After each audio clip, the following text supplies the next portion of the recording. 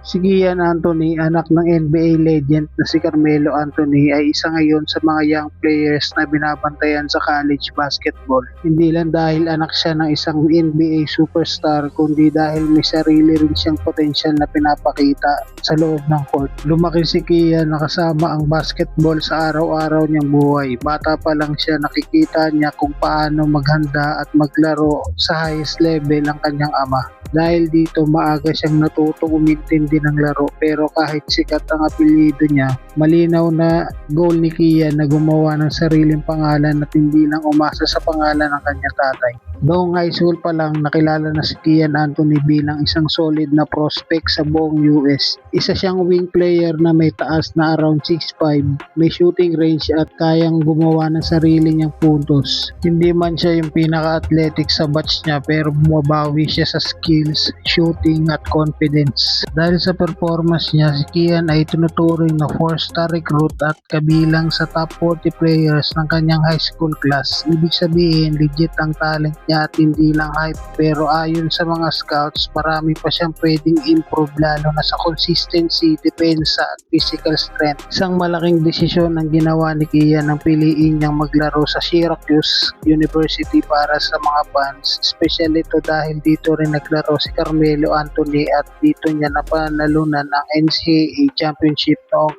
2003. Pero para kay Kian, hindi ito tungkol sa pagbabalik ng nakaraan, kundi tungkol sa paggawa ng sariling journey sa college basketball. Sa kanyang freshman year, Syracuse, unti-unti pa lang siyang binibigyan ng minutes at role sa team. Hindi pa siya ang main scorer, pero may mga laro na pinapakita niya ang shooting touch at composure niya sa court. May mga game na tahimik siya, pero normal lang ito para sa isang rookie na nag-a-adjust pa sa mas mabilis at mas physical na laro sa college. Pagdating naman sa NBA draft eligibility, ayon sa rules ng NBA, kailangan 19 years old ang isang player at 1 year removed from high school bago siya pwedeng mag-draft. Sa case ni Kian Anthony, ang pinakamaagang taon na pwede siyang pumasok sa NBA draft ay 2029. Ibig sabihin, may sapat siyang oras para mag-develop bago mag-decide kung kailan siya magde-declare.